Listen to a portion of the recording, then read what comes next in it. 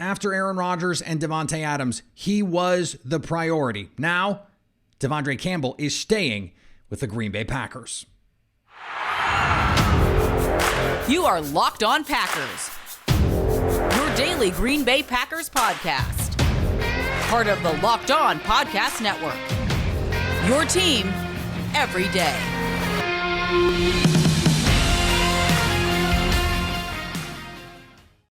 You are Locked On Packers, part of the Locked On Podcast Network, your team every day. I'm Peter Bukowski, and I cover the Packers for The Leap, a newsletter I would love for you to subscribe to. You can follow me on Twitter, Peter_Bukowski. You can follow the podcast on Twitter, Locked On Packers. Like us on Facebook, subscribe to the podcast, iTunes, Spotify, Google Podcasts. Wherever you find podcasts, you will find Locked On Packers, the #1 Packers podcast on the internet, and the show for fans who know what happened. They want to know why and how. De'Vondre Campbell is a Green Bay Packer once more. We are here, an emergency podcast to talk about it. It was such an emergency, I screwed up the stream the first time. We are here. Everyone is in off-season mode a little bit, I guess, including me.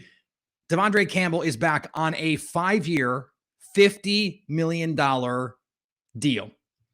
When the Jacksonville Jaguars signed a linebacker earlier in the day for 3 years, 45. I think that raised a lot of eyebrows like, okay, what is De'Vondre Campbell going to get? Including my own.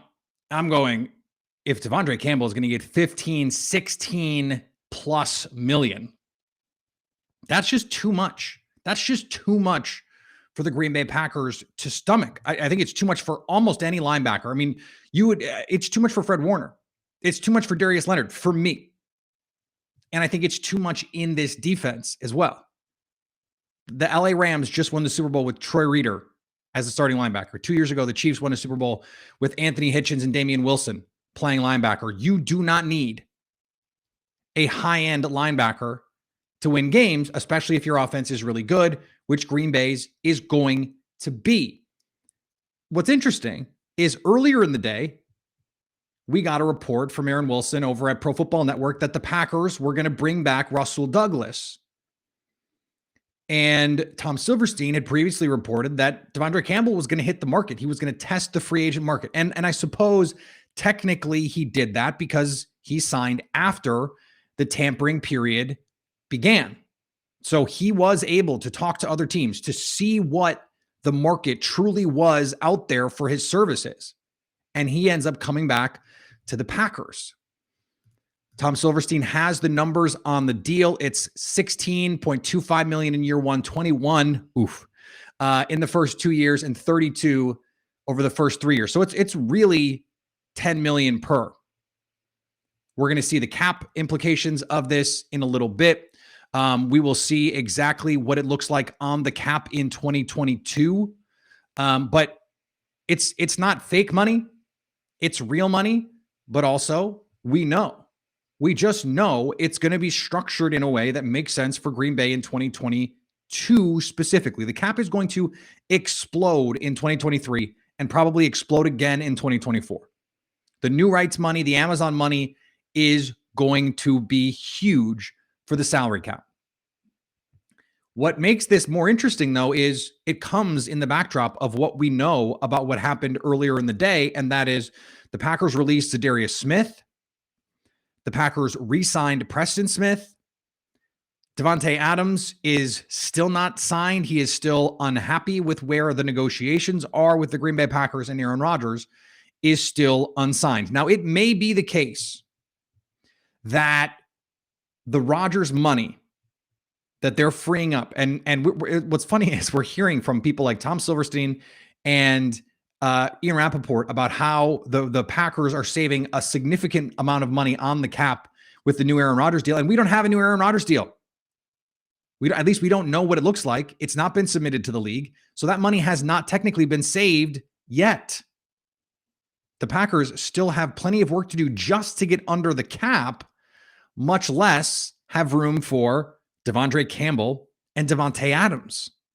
So there's still a lot more that is to come here. And we're going to talk more about some of that stuff on the rest of the podcast. We are focusing right now on De'Vondre Campbell. But we need to have the context in all of this. They were prioritizing Campbell, and that was all the reporting that we had heard over the weekend. ESPN reporting that Campbell was priority number one, in addition to Aaron Rodgers and Davante Adams at the top. They're sort of in their own tier because Rodgers is coming back and Davante is a free agent, or is tagged, so he's not technically a free agent. This Campbell deal needs to get done now. Rasul Douglas is the next guy. If Aaron Wilson is right, that he is going to be back, Marquez Valdes-Scantling is almost certainly going to be gone. They've already made the Billy Turner move and the Za'Darius Smith move. Are there more cuts to come? It's also been reported Randall Cobb is going to be back. What does that number look like? They can save $5+ million on an extension for him. Or maybe he just comes back and says, whatever, I'll take a bunch less. And I'll do it for super cheap. What is the De'Vondre Campbell of it all, though? I made the case earlier in the day that if you're going to just look at true value positionally, Rasul Douglas is the more valuable player to the Packers than De'Vondre Campbell, even though Rasul Douglas, I don't think, is as good relative to his peers as De'Vondre Campbell. De'Vondre Campbell last year played like one of the 2 or 3 best off-ball linebackers in football. It was like Fred Warner, Darius Leonard, and him. He played well above bigger names like Devin White, Levante David, Bobby Wagner, guys that we thought just a year ago the Packers would never have a linebacker as good as those guys because they just weren't going to put the resources into it. They were just not going to allocate a first-round pick, a second-round pick, even a third-round pick, likely, to that position, and they were certainly not going to pay the big money, $15+ million. The Fred Warner deal, I think he's making 17, 18, 20. That's crazy money. I think it can be true that positional value is part of the equation here, and that this is a good deal for Green Bay because they didn't have to pay that top of market. They didn't have to pay 15+. They got him for 10. And it's a real 10. And that is, I think, much more in the playground where you want to be, especially because we really just have the 1 year of De'Vondre Campbell at that price. Now, what does he give you that, say, a replacement level doesn't? Corey Littleton, for example. And I think Corey Littleton, if they couldn't have gotten the De'Vondre Campbell deal worked out, I think Corey Littleton would have made a lot of sense as a bargain signing on a prove-it deal. Interestingly, Corey Littleton's best year, his breakout season, was with Joe Barry as his coach, and De'Vondre Campbell's best year was with Joe Barry as his coach. Now, if Joe Barry is just a linebacker magician, you don't need to pay a lot of money for those guys, but it might be the case that someone like De'Vondre Campbell, because of his skill set, is an ideal fit in the Joe Barry defense and is therefore worth more to the Packers than he might be worth elsewhere. I think that is true. Right now, when you look at what De'Vondre Campbell gave the Packers last year, it was something that they haven't had in a long time. His ability to cover tight ends, to cover running backs, to man the middle of the field in coverage, the Packers haven't had maybe ever. I mean, seriously, maybe ever. And you go back, they've had some great linebackers, but they played in different eras. They had different skill sets. I don't want to disrespect Tim Harris or Ray Nitschke or any of those guys by any means. I'm not saying De'Vondre Campbell is greater than those guys. What I'm saying is that particular skill set is incredibly valuable for the Packers, and he was a plus run defender. When you look at any numbers, I looked at the total points numbers. De'Vondre Campbell right there at the top of the league in points saved. So was Rasul Douglas, by the way. And Rasul Douglas only started 9 games. So you're bringing back a marquee player, an all-pro, at a below-market deal who's he's still young. That's the thing, is he's still young. So you're getting him at a time when he could still be an ascending player. We don't know what the ceiling is. He's still only 28. Now he's going to turn 29, probably not going to play the full 5 years on this deal. Probably only going to play 3 years on this deal. And then, You move on, and that's fine. But he also doesn't have the same sort of mileage. So I like this deal for Green Bay. It makes them better than they would have been without him. There's no question about that. There's just no question about that. And I think it is a signal to someone like Aaron Rodgers, to someone like Davante Adams, to someone like Jair Alexander or Rashawn Gary that, hey, we pay people around here. This is what the Packers do. I think that's important. That part of this, to say to your guys, if you play well here, you play at an elite level, you play at a top, not even elite level, but you play at a high level, you will get paid. And so the Packers have done that with De'Vondre Campbell. He makes this defense better than if he weren't on it. Now, would he be even better if you had some more help up front? Some more beef? Yes, I think that's going to be a priority for the Packers. What does this mean for the draft? Makes sense to keep Chris Barnes, who they can keep for cheap. And I don't think you need to prioritize it. I don't think the Packers draft a linebacker until day 3, and even then it'll be a special teams only guy, a guy with a bunch of physical tools who can run really fast. I mean, you can take the linebacker in the second or even first round out of the equation. That's just not happening. They're not doing it. They have their linebacker. They only really need to play with one anyway. Now the question is, what do you do with Russell Douglas? What is he worth to Green Bay? And then how much more space can you clear? It doesn't seem likely the Packers are going to be able to get a new deal done with Davante Adams. So if they can't get a new deal done with Davante Adams, they need to clear 30 plus million to accommodate all of these other things that are going on. That's a big ask. Now they can, we don't know what the Rodgers numbers looks like. We don't know how close they are on an Adams deal. It doesn't seem like they're that close, but deadline spur action. We're sitting here, at 3:15 Lambeau time on Monday afternoon. So a lot can still happen today. A lot can still happen tomorrow. They have until 4 p.m. East, 4 p.m. NFL headquarters time on Wednesday to get this figured out. So today's episode is brought to you by our friends at BetOnline. College basketball, the NCAA tournament is finally upon us. For all the latest odds, contests, and player props, betonline.net is your number one source for all your sports betting needs and info. BetOnline remains the best spot for all of your sports scores, podcasts, news, and more. And it's not just basketball. BetOnline is your continued source for all of your sports wagering needs, including live betting and your favorite Vegas casino games. Head to the website or use your mobile device to learn more about the trends in the action. BetOnline, where the game starts. I want to talk about cap pain. And the reason I want to do that is because there is this idea out there now that because of the decisions the Packers made on Za'Darius Smith and Billy Turner in particular, that's proof that the cap is real and that all of this talk about the cap being fake is garbage and the bill eventually comes due. I don't see it that way. The way that we normally think about the bill coming due is a player the team would otherwise really want to keep. They can't. And it's not usually a player under contract. So we get this example of the Saints with Trey Hendrickson. The difference is the Saints decided he just wasn't worth the money. He turned out to be, but that was a personnel miscalculation, not a financial hardship. The Packers didn't even actually save that much money releasing Billy Turner.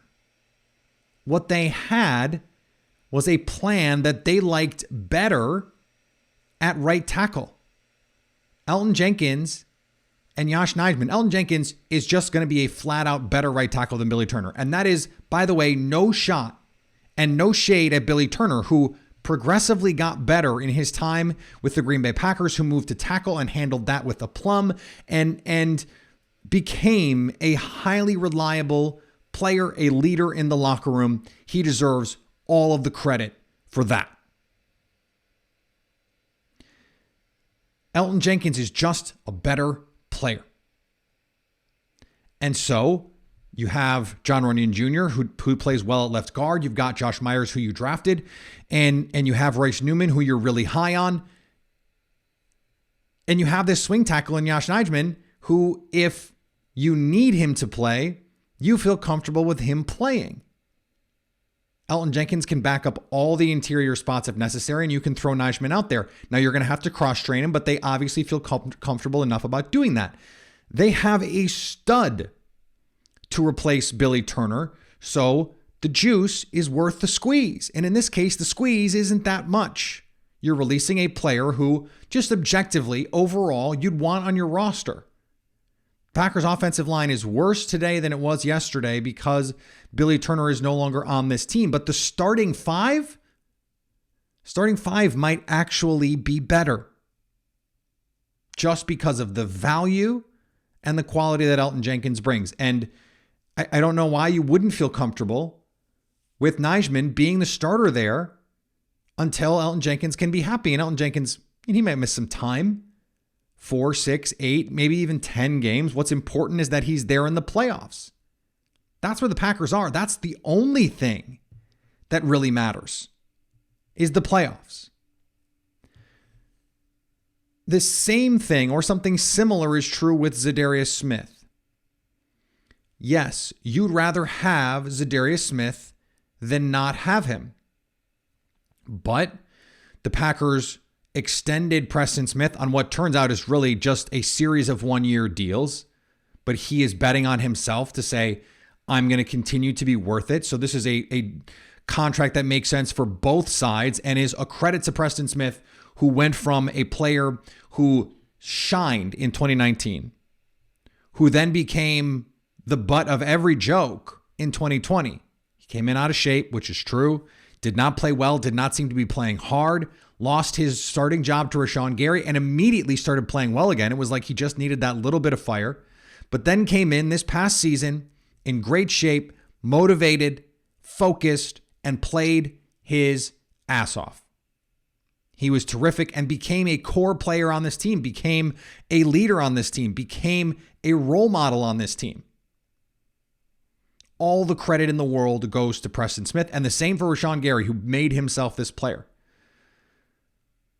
Well, if you want to keep Preston Smith because of those things, and Rashawn Gary has become a superstar player, he is cheap now and is not going to be cheap very soon, then what you decide is you have the guy that you're paying in Preston Smith who's going to cost less. You have the stud. So Za'Darius Smith, though he makes the team better, you have cheaper replacements for him. And so the savings that you get is better than the marginal increase that he provides in terms of the rotation. Now, you still need to add, I think, in the top 100, you'd like to draft an edge player to give yourself some more depth, shelter you from injuries. Longer term, Preston Smith may not be on this team in 2 or 3 years, and so you'd like to get a jump start on developing the next guy, the same way the Packers did with Rashawn Gary in the first place. I don't think this is a case of the bill coming due, quote unquote. The Packers had options. They created options for themselves. We think of cap hell as being optionless.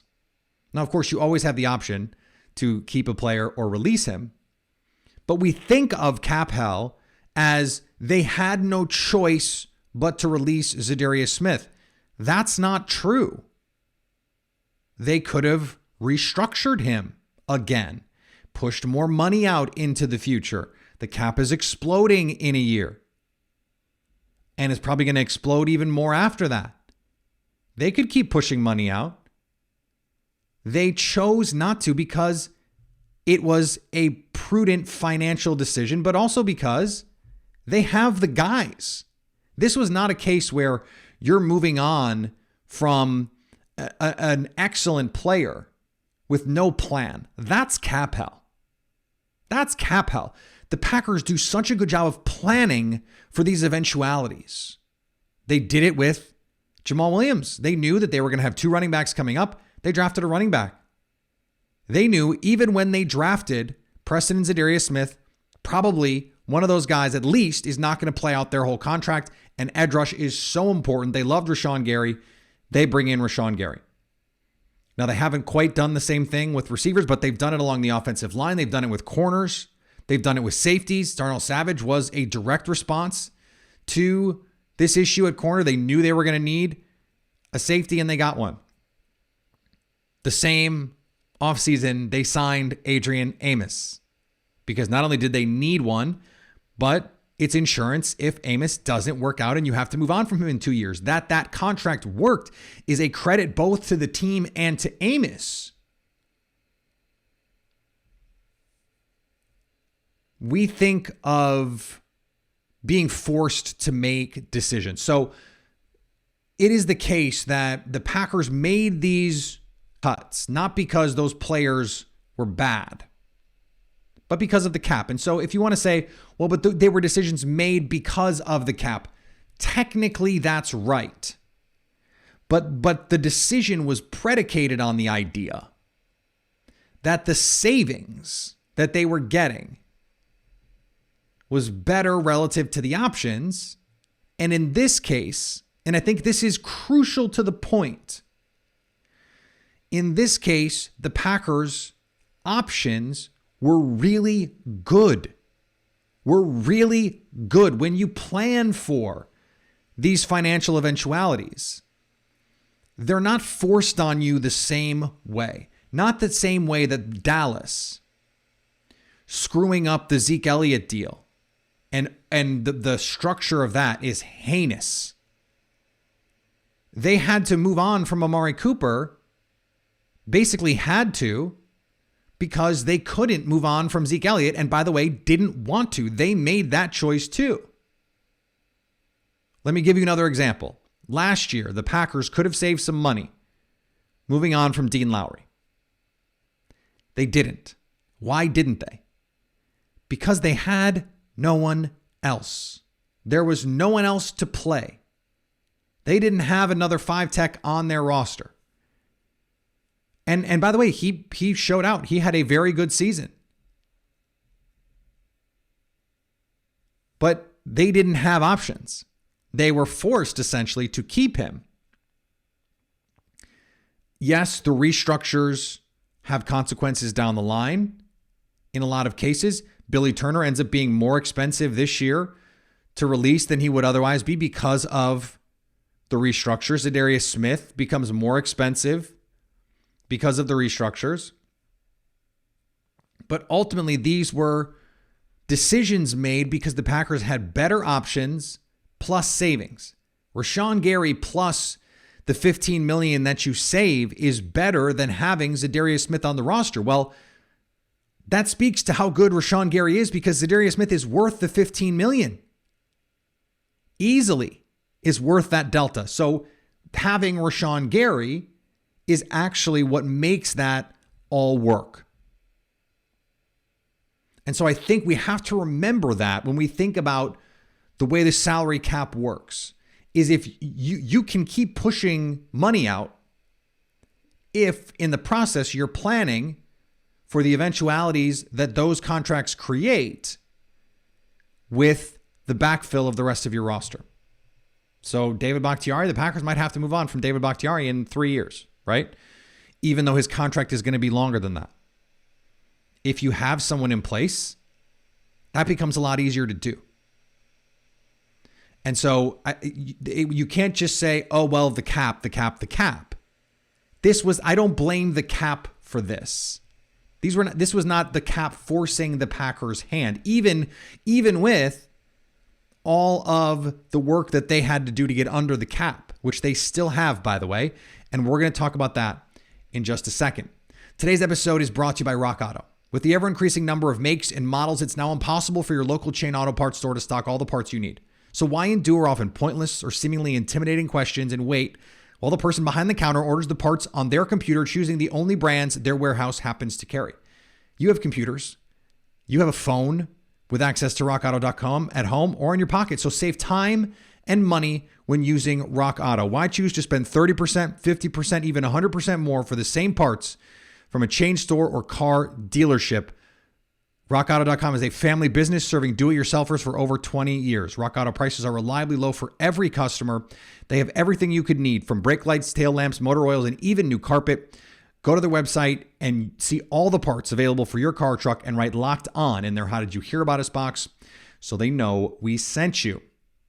Thanks for making Locked On Packers your first listen every day. Now make your second listen Locked On NFL Draft. Ryan Tracy and former NFL cornerback Eric Crocker bring the NFL Draft to life every day with insight and analysis on college football perspectives and NFL front offices. It's free and available on all platforms. The Packers still have some work to do here. They have to still shave off more than $20 million to get under the cap. That's no small task. But we believe the Aaron Rodgers deal is going to be a significant portion of that. 10 to 15. Randall Cobb, if he gets released, could save them the rest. Now it sounds like he's going to be back, as I mentioned earlier. So they're on a low money deal. That's nice. You can save half of the $20 million you're paying Davante Adams. If you can get that deal done, it doesn't sound like that's going to happen anytime soon. There are Jair Alexander extensions that can be done. Well, theoretically, they only have to do one, but they could do a deal with Jair to get even further. It's not just to get under the cap, though. They need to get under the cap, yes, but they also have restricted free agents they have to tender, including Allen Lazard. They have exclusive right free agents that they have to tender if they want those guys to be back, and it's a no-brainer to bring those guys back on the minimum. So they still need to clear, probably another $10 million after that just to sign some of the other guys and fill out a roster. They need another $10 million or so to do the draft. And then they need another 5 to 6 to 8 to have a contingency fund for the regular season. So there's still a lot of work to be done. Now, again, the Davante Adams deal, the Aaron Rodgers deal, and a Randall Cobb refiguring, that could probably get you to the draft. You still need to do some more money to deal with the draft, but that's stuff that can get figured out. Maybe a Jair Alexander extension gets you part of the way. Maybe a Rashawn Gary extension gets you the rest of the way. Plenty of machinations here still to come. Russell Douglas, it's going to be hard. Marquez Valdes-Scantling, pack your bags. He's going to be somewhere else. The receiver market went absolutely out of control. Christian Kirk, almost $20 million per year. Crazy money out there. And that's going to affect the Davante Adams market too. So, I don't know how the Packers are going to do it, but they have a chance to sign the biggest quarterback number ever with the same player twice, by the way, going back to 2018. The biggest receiver contract ever. They already have, at the time, the highest paid offensive lineman ever in David Bakhtiari. And Matt Schneidman reported that the cornerback contract for Jair Alexander could come in top of market, which would make him the highest paid cornerback ever, in all likelihood. So that means they're really good at drafting players. It also means you're probably going to have a top-heavy roster, which means the draft becomes all the more important. And it means your financial stewardship also becomes all the more important. You can't hit or you can't miss on the contracts that you sign extensions on. Now, the Packers have traditionally been very good with their extensions. And it probably means that you're just not going to have money to play in the free agent pool. It's going to have to be trades. It's going to have to be guys who are bought out. It's going to have to be mid-season stuff. The Whitney Mercilesses of the world, the De'Vondre Campbells of the world. So the Packers have the resources to bring most of this team back, the guts of this team back, but it's still going to require plenty more financial shenanigans. It's going to require another good draft, and this team, they're going to be in the Super Bowl mix, assuming relative health in 2022. All right, back tomorrow for a lot more emergency podcasts for big news. We had one for De'Vondre Campbell. The mini pod is on YouTube. The full version is going to be up tomorrow. Today is tomorrow. We're recording this late on Monday night. So the full version of the show will be up on YouTube as well. So check that out. Follow me on Twitter, Peter_Bukowski. Follow the podcast on Twitter at Locked On Packers. Like us on Facebook. Subscribe to the podcast, iTunes, Spotify, Google Podcasts. Wherever you find podcasts, you will find Locked On Packers. And anytime you want to hit us up on the Locked On Packers fan hotline, you can do that, 920-341-3775 to stay Locked On Packers.